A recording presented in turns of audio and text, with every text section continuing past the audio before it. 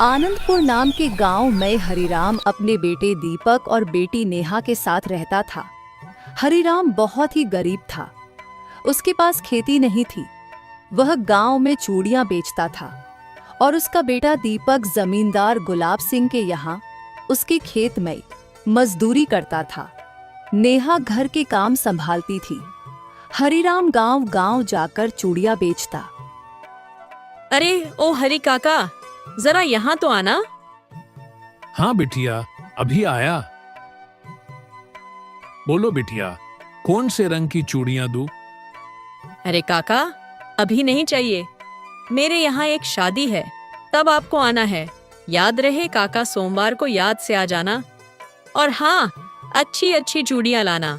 आपके पास जितनी भी है सब लेकर आना। मैं सब खरीद लूंगी।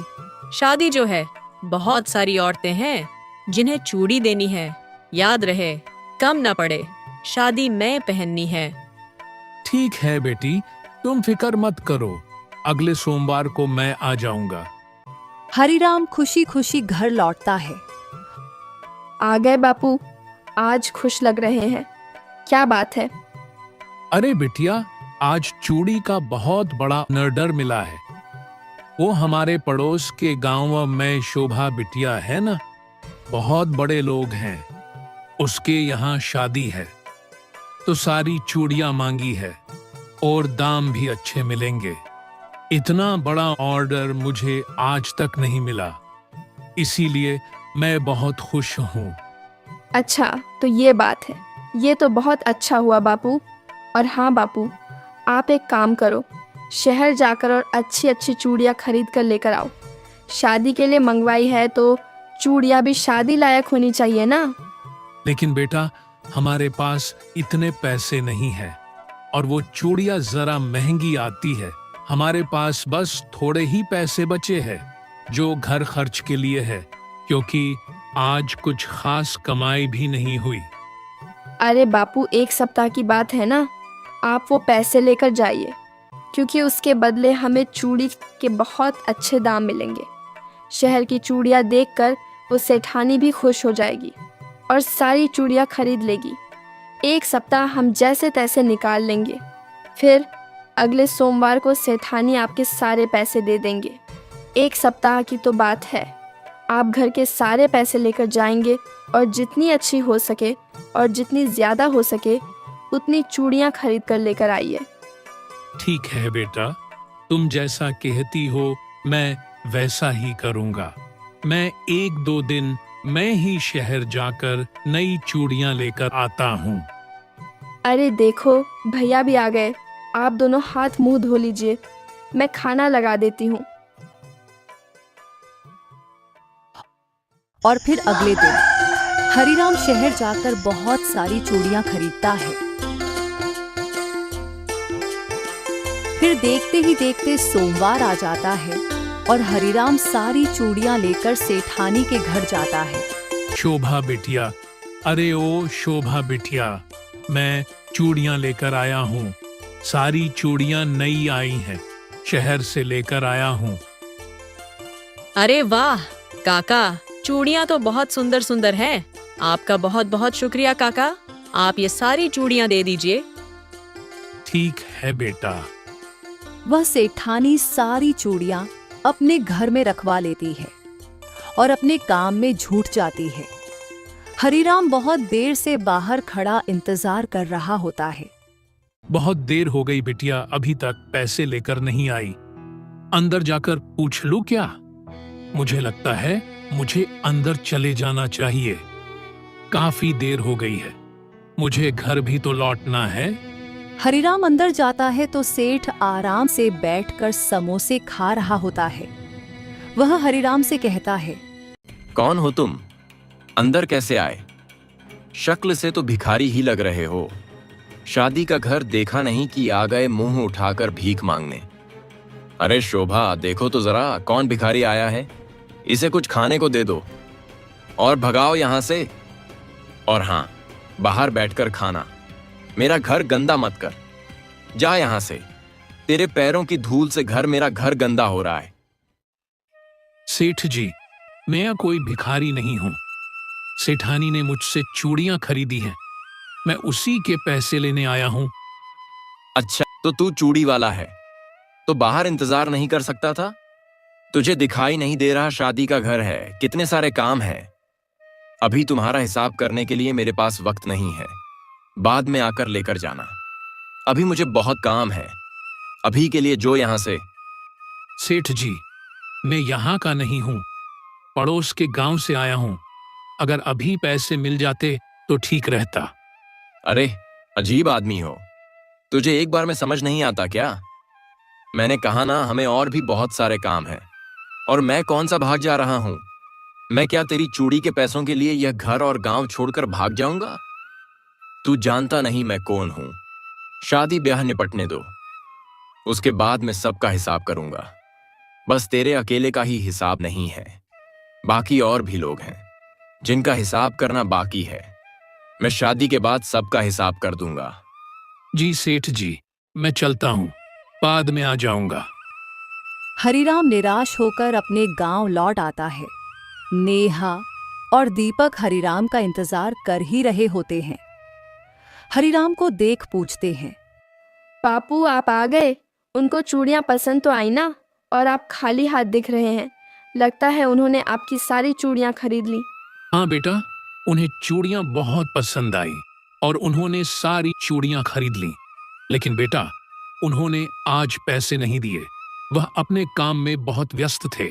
उन्होंने कहा कि शादी हो जाने के बाद वह सारा हिसाब कर देंगे। यह क्या बात हुई बापू, आपने उन्हें बताया नहीं? हमने तो सारे पैसे चूड़ियाँ खरीदने के लिए लगा दिए थे कि आज पैसे मिल जाएंगे, और आप खाली हाथ आ गए। बेटा, मैं तो उनसे कहा था, लेकिन उन्होंने आज देने से मना कर दिया। कोई बात नहीं, 2-4 दिन की बात है, हम तब तक जैसे तैसे गुजारा कर लेंगे। और वैसे भी बेटा, सही तो बात है, वह लोग कहाँ भागे जा रहे हैं।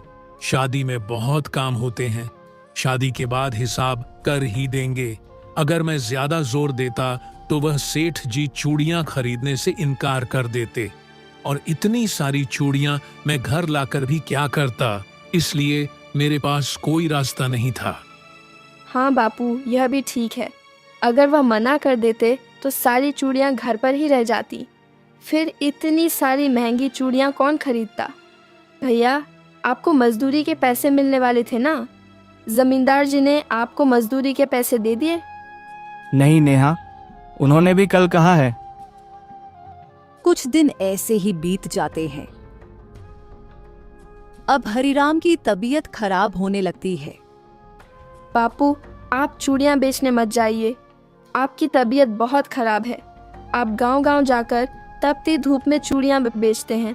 अब आपकी उम्र नहीं है बापू, आज के बाद आप चूड़ियाँ बेचने नहीं जाएंगे, अब घर पर ही आराम करेंगे।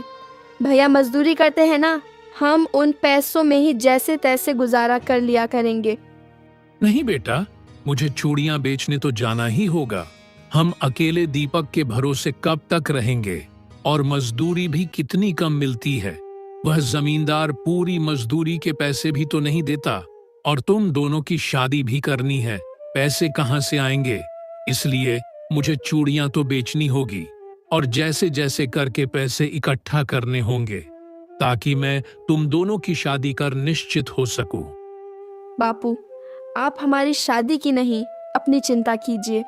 हमारी शादी आपकी तबीयत से ज़्यादा ज़रूरी नहीं है। सब ईश्वर पर छोड़ दीजिए, ईश्वर ने जो लिखा होगा वही होगा। हम दोनों के लिए आप सबसे ज़्यादा ज़रूरी हो। मैंने एक बार कह दिया तो कह दिया, आप चूड़ियाँ बेचने नहीं जाएंगे, आप घर पर ही आराम करेंगे। और हाँ बापू, आज भैया दोपहर खाने के लिए अभी तक घर नहीं आए। मैं काम करती हूँ, खाना लेकर खेत ही चली जाती हूँ। लगता है आज काम ज़्यादा है, लेकिन बहुत देर हो गई है, उन्हें भूख लग रही होगी।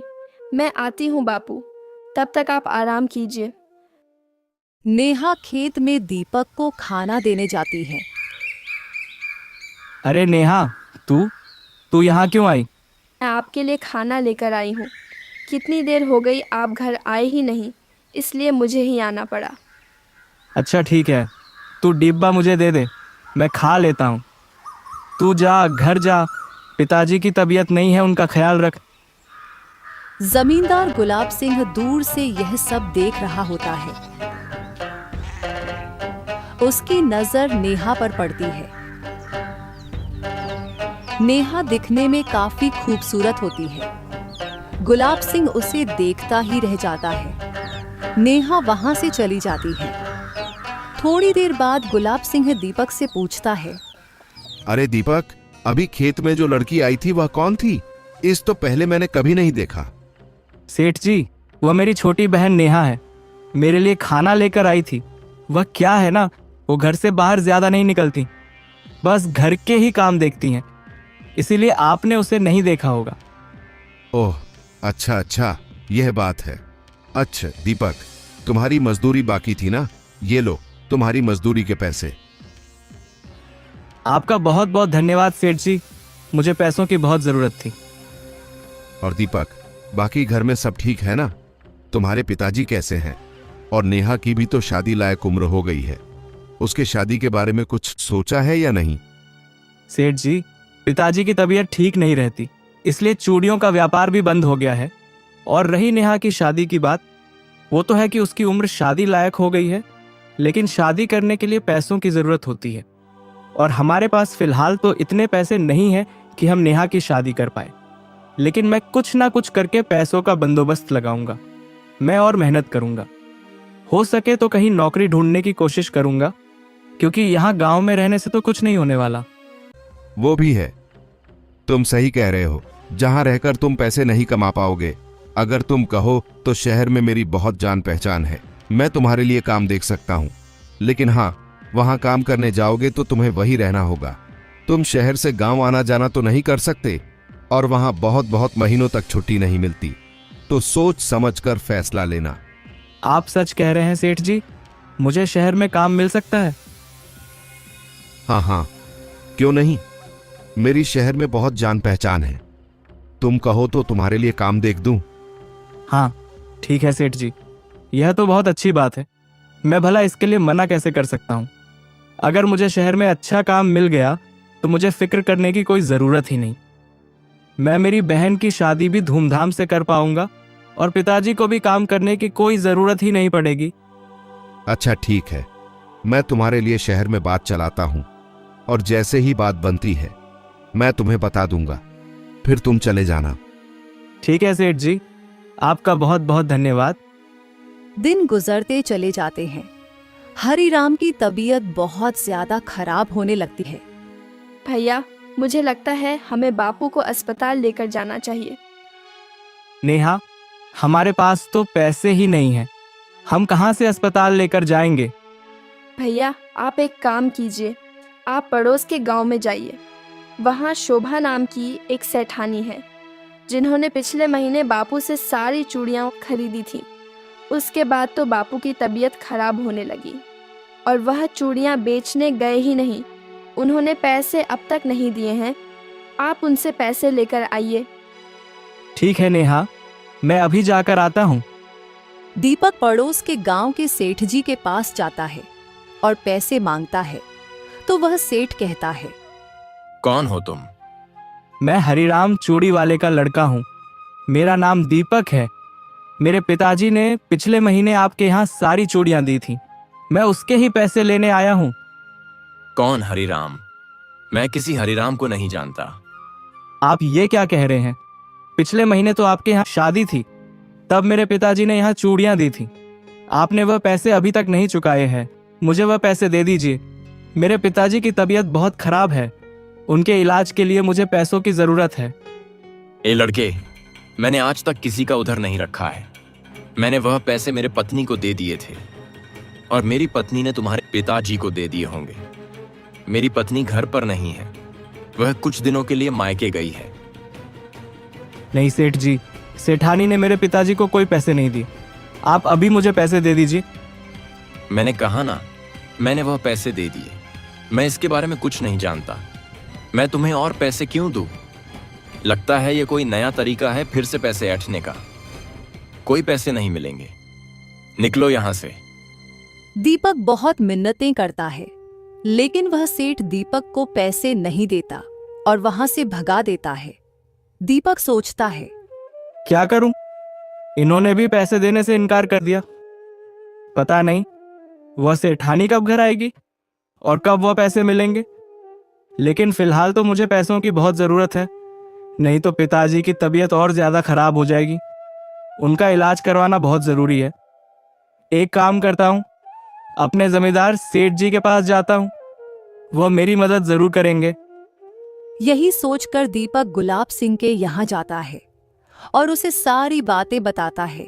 तो गुलाब सिंह कहता है, अरे हाँ दीपक, क्यों नहीं, तुम इतने सालों से हमारे यहाँ काम कर रहे हो, हम तुम्हारे लिए इतना तो कर ही सकते हैं। बताओ तुम्हें कितने पैसों की जरूरत है?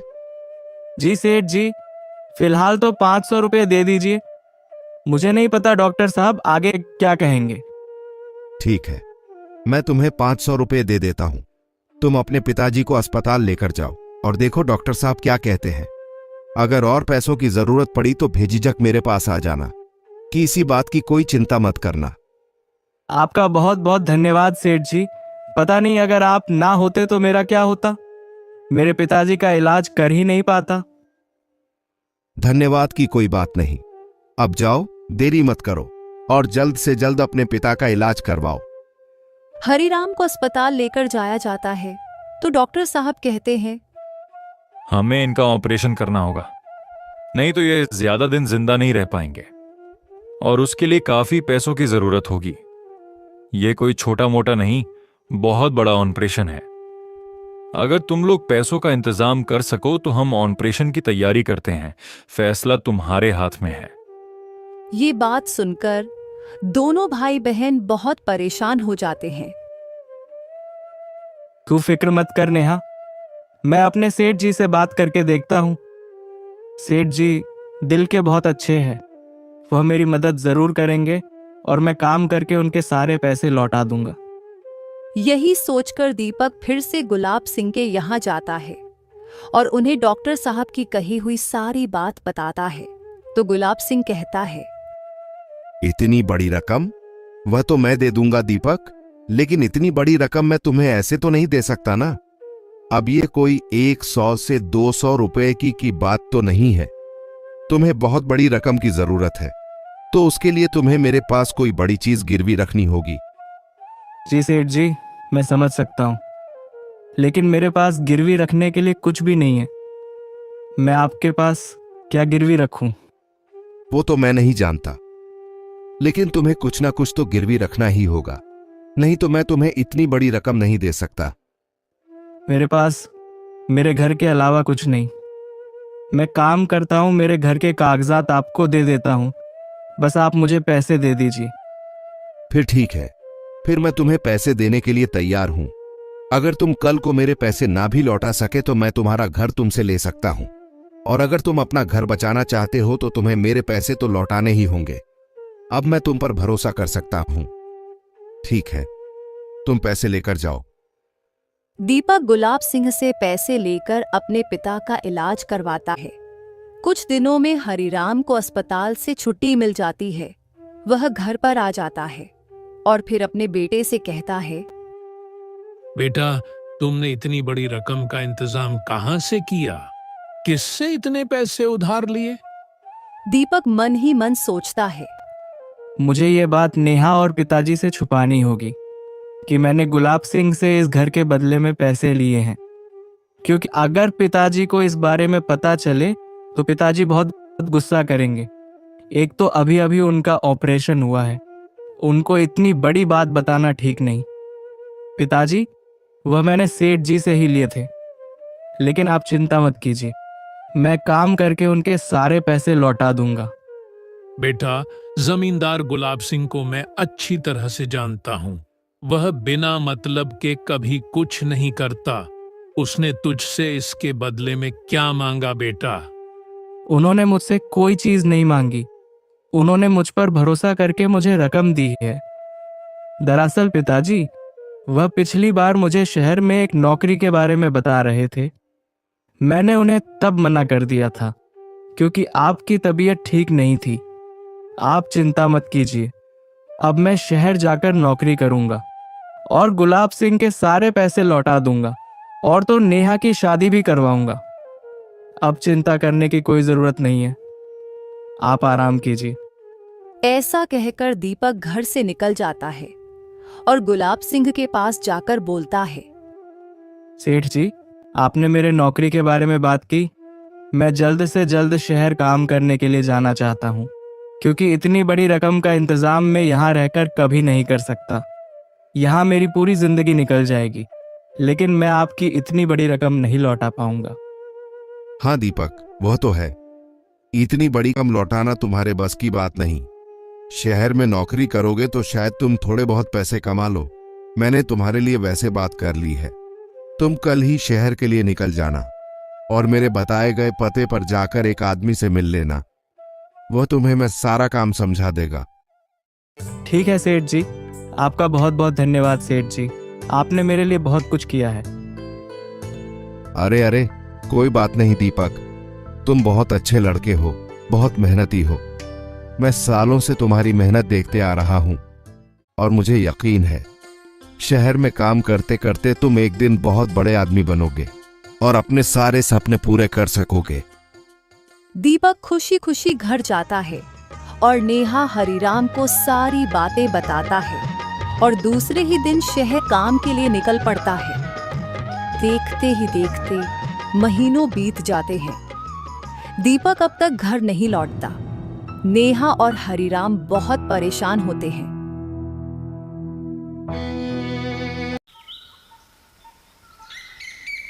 एक दिन गुलाब सिंह हरिराम के घर आकर बोलता है। हरिराम, तुम्हारे बेटे को गए हुए बहुत दिन हो गए। उसने मेरा कर्ज अब तक नहीं लौटाया है।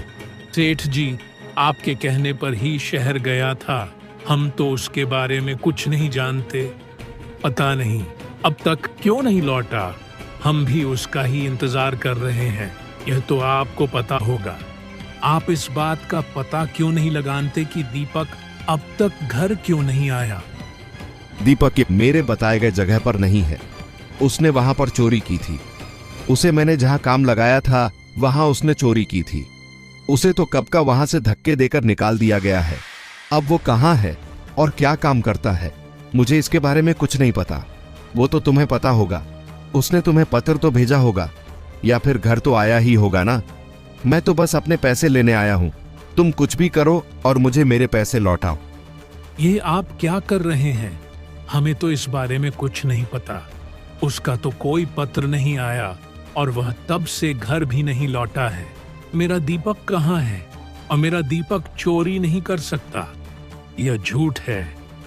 क्या झूठ और क्या सच, मैं ये नहीं जानता। मैंने तो उसे काम पर लगाया था और उसने वहां पर मेरी बदनामी कर दी। उसकी वजह से मेरा नाम खराब हो गया क्योंकि मैंने उसे भेजा था। मैं बस इतना जानता हूं, उसे पैसे लिए हुए कई महीने हो चुके हैं और अब मैं और इंतजार नहीं कर सकता। मुझे मेरे पैसे चाहिए। या तो मेरे पैसे वापस कर, वरना तुम दोनों बाप बेटी इस घर से निकल जाओ। आप यह क्या कह रहे हो सेठ जी?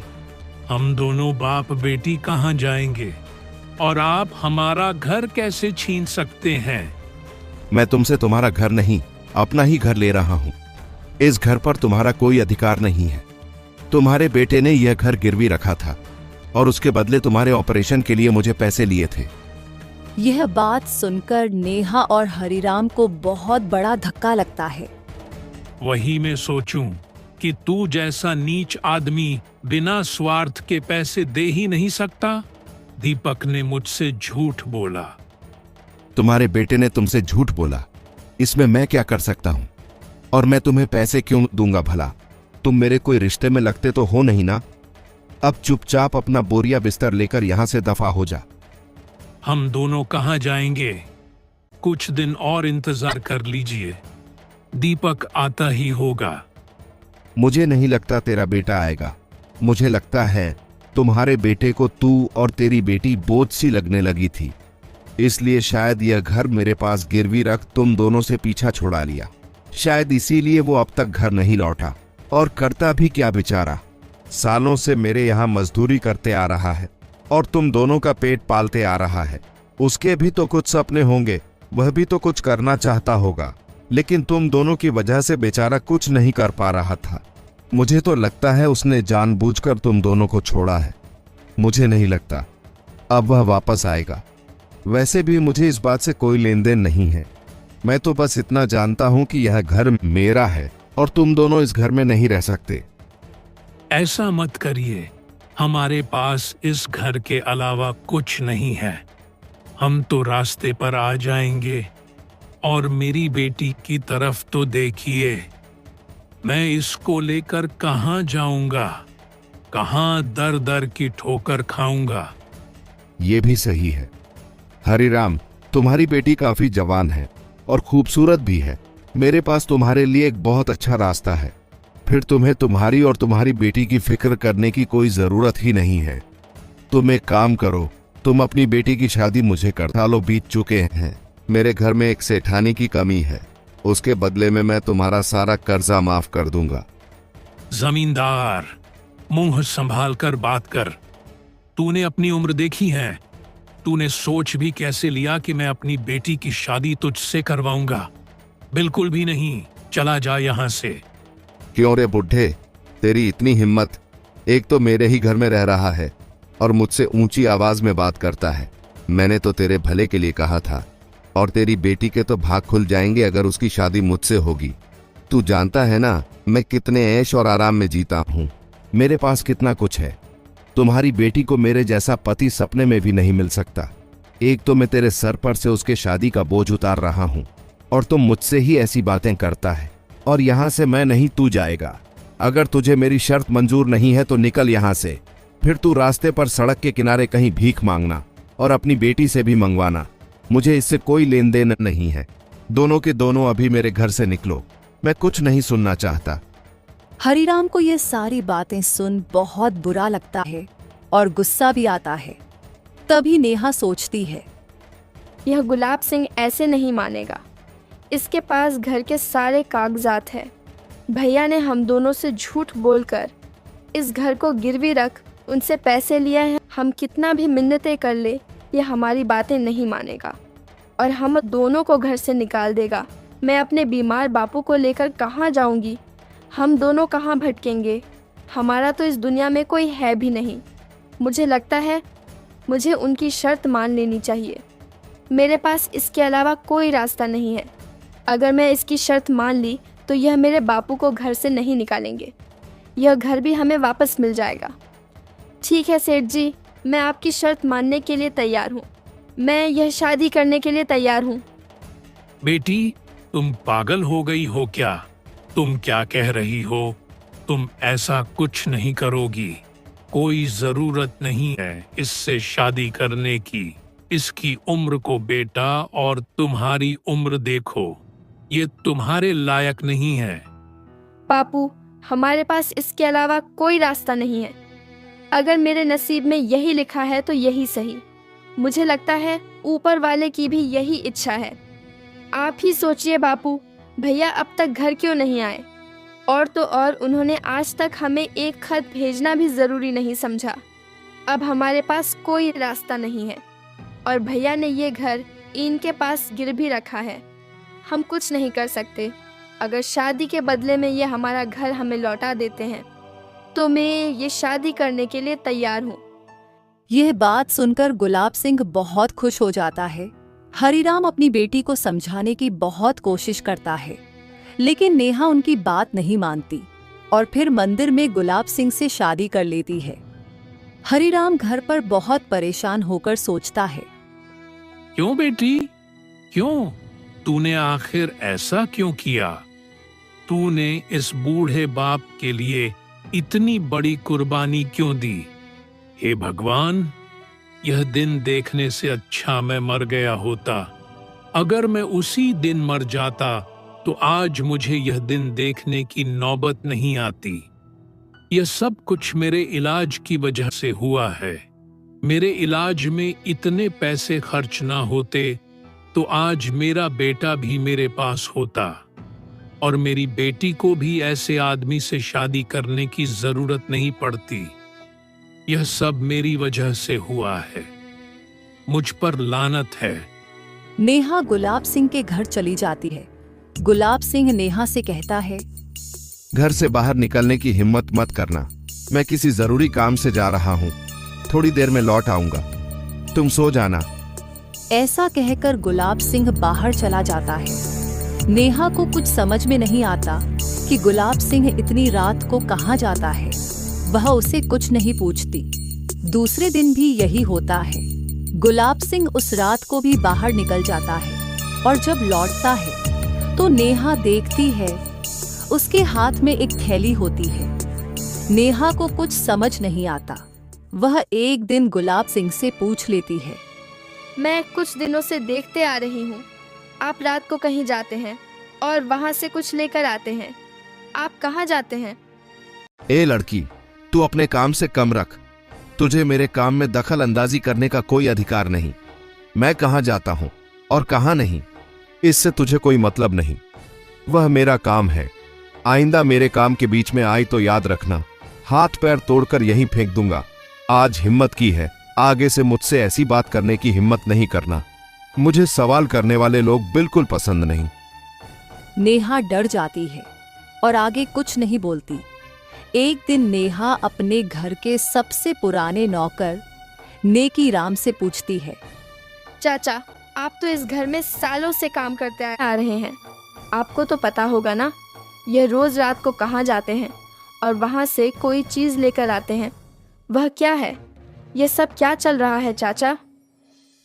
बेटी, मुझे इसके बारे में कुछ नहीं पता और तुम भी इसके बारे में ना ही पूछो तो अच्छा है। वह एक बहुत बड़ा राज है जो सिर्फ सेठ जी को ही पता है। मैंने आज तक उनसे इस बारे में कुछ नहीं पूछा और तू भी मत पूछना बेटा। अगर तू जिंदा रहना चाहती है तो चुप रहना। क्या बात है चाचा, आप इतने घबराए हुए क्यों हो? आप ज़रूर इस बारे में कुछ जानते हो। मुझे बताइए चाचा, क्या बात है? नेकी राम चुप रहता है। फिर नेहा बोलती है, बोलिए ना चाचा, आप ज़रूर कुछ जानते हो। चुप मत रहिए। कहीं यह गुलाब सिंह कुछ गलत काम तो नहीं करता ना? मेरे मन में बहुत सारे सवाल आ रहे चाचा। एक तो मेरा भाई भी बहुत दिनों से लापता है, वह अभी तक घर नहीं लौटा। कहीं इसमें भी तो इस गुलाब सिंह का हाथ तो नहीं ना चाचा? बताइए ना चाचा, मुझे इस बात का पता लगाना है। चाचा, मैंने मजबूरी में इससे शादी की है। इसने मुझे मजबूर किया था। उसने मेरे भाई को काम के बहाने शहर भेजा था। तब से लेकर आज तक मेरा भाई नहीं लौटा। मुझे मजबूरी में के अपना घर बचाने के लिए शादी करनी पड़ी चाचा। अगर आप मेरी कुछ मदद कर सके तो आपकी बहुत बड़ी मेहरबानी होगी। मैं मेरे भाई को ढूंढना चाहती हूँ। मेरी मदद कीजिए चाचा, मैं आपकी बेटी की तरह हूँ। कुछ तो बोलिए। नेकी राम को नेहा पर तरस आ जाता है। उसका दिल पिघल जाता है। वह नेहा से कहता है, बेटी, तू अपने भाई को भूल जा। तेरा भाई कभी लौट कर नहीं आएगा। वह अब तक तो मर चुका होगा। नहीं चाचा, ये आप क्या कह रहे हैं? मेरा भाई नहीं मर सकता। उसे कुछ नहीं हुआ है, वह जिंदा है। और आप ऐसा कैसे कह सकते हैं? बेटी, ये गुलाब सिंह कोई मामूली आदमी नहीं है।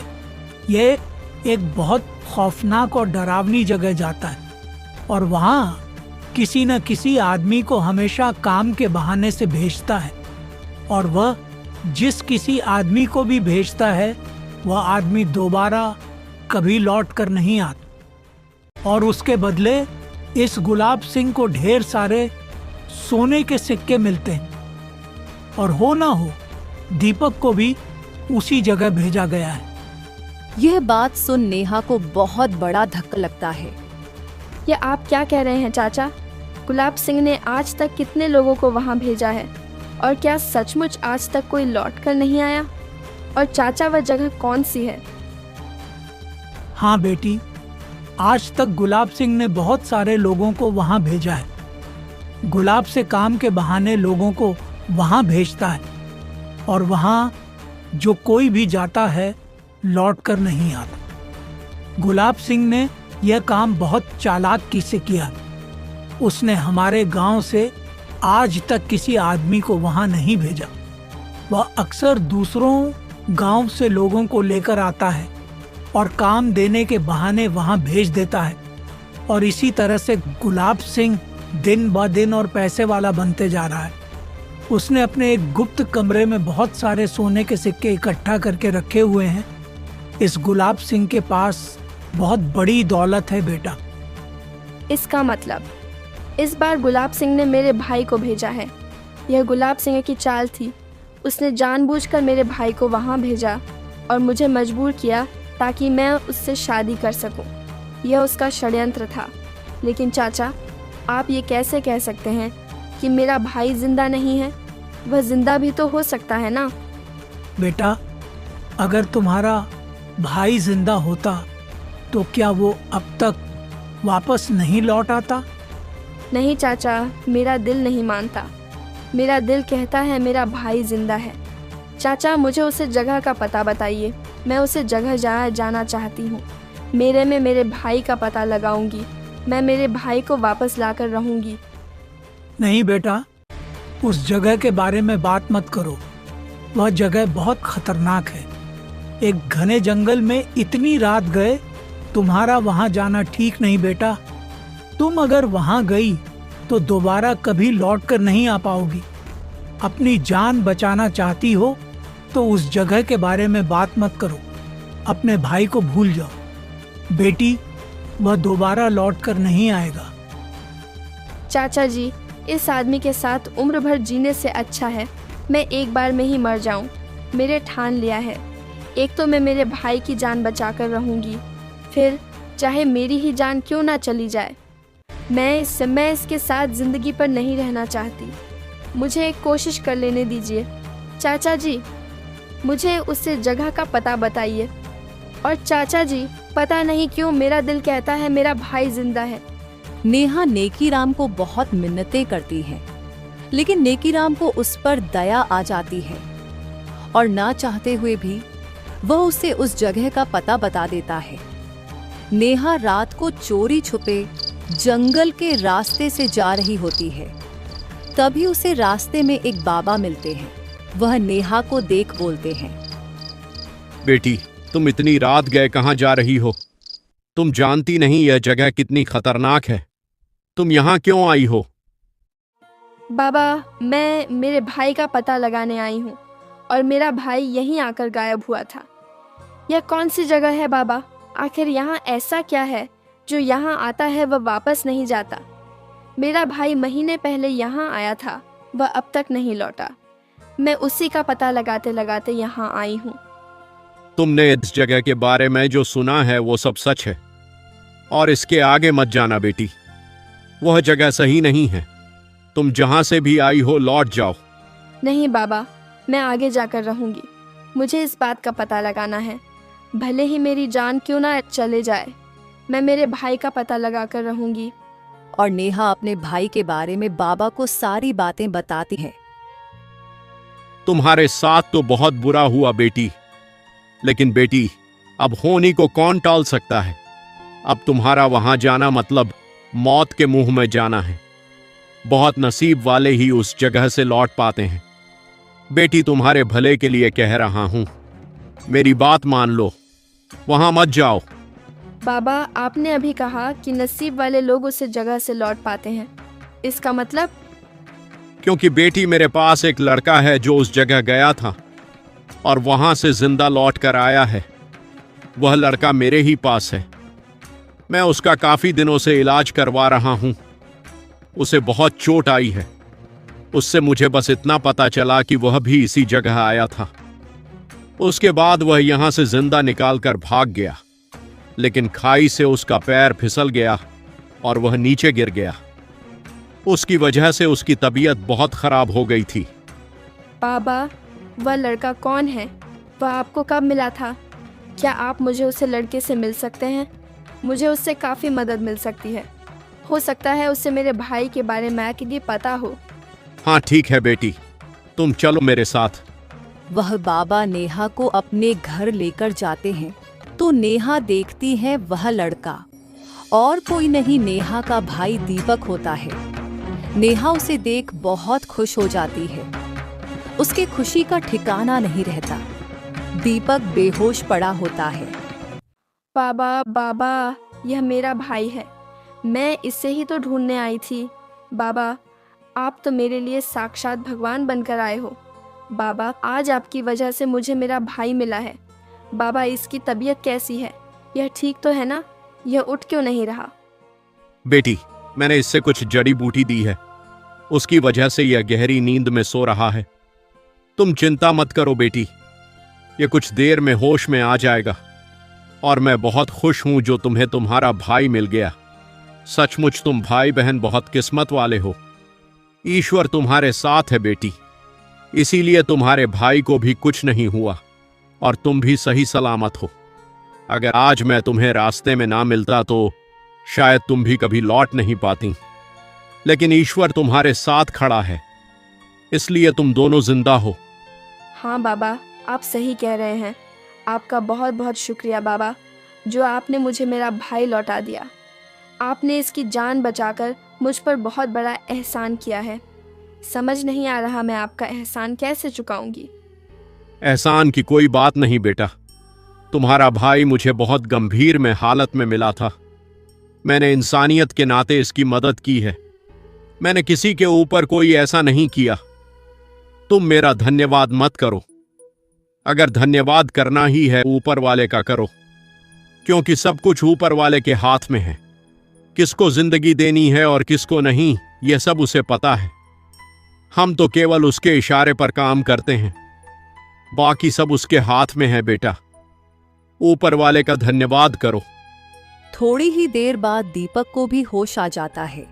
दीपक नेहा को देख बहुत खुश हो जाता है और उठकर बैठ जाता है और नेहा से कहता है, नेहा, तुम यहाँ कैसे आई? नेहा दीपक को सारी बातें बताती हैं। दीपक को सारी बातें सुनकर बहुत बड़ा धक्का लगता है। हाँ नेहा, ये सब कुछ उसे गुलाब सिंह ने किया है। उसने जानबूझकर यह सब किया और तुझे भी मजबूर किया। मैं उस गुलाब सिंह को जिंदा नहीं छोड़ूंगा।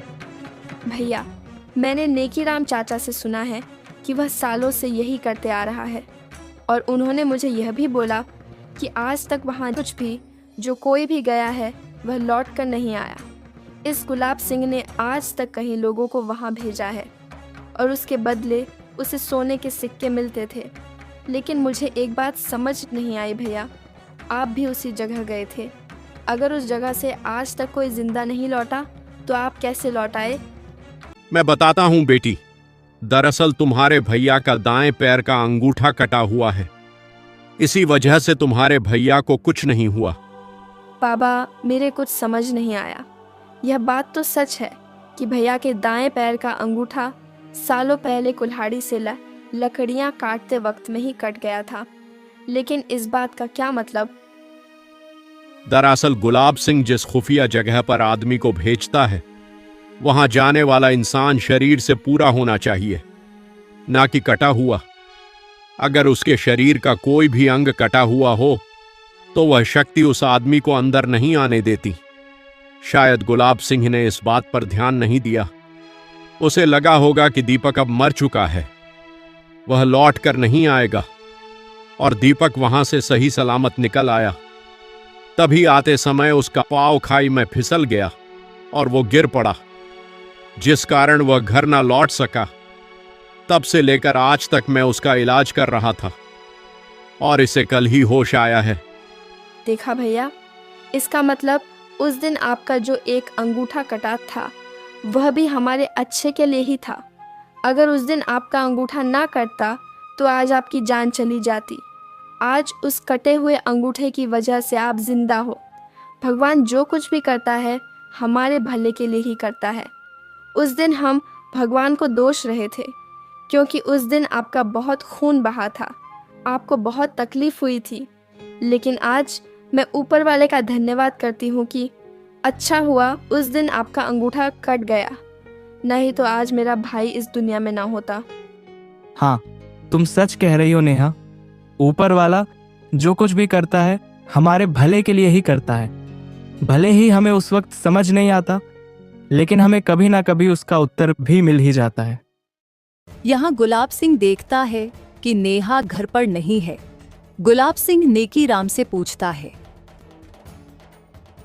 सेठ जी, मुझे उसे बारे में कुछ नहीं पता। नेकीराम, झूठ मत बोल। मैंने तुझे कल नेहा से बात करते हुए देखा था। मैं तुम दोनों की बात तो नहीं सुन पाया, लेकिन मुझे इतना जरूर पता है कि तुझे पता है नेहा कहाँ है। सच सच बता, नेहा कहाँ गई है? नहीं सेठ जी, आप गलत सोच रहे हैं। मेरी नेहा बिटिया से कोई बात नहीं हुई। मैं इस बारे में कुछ नहीं जानता। मुझे नहीं पता वह कहाँ गई है।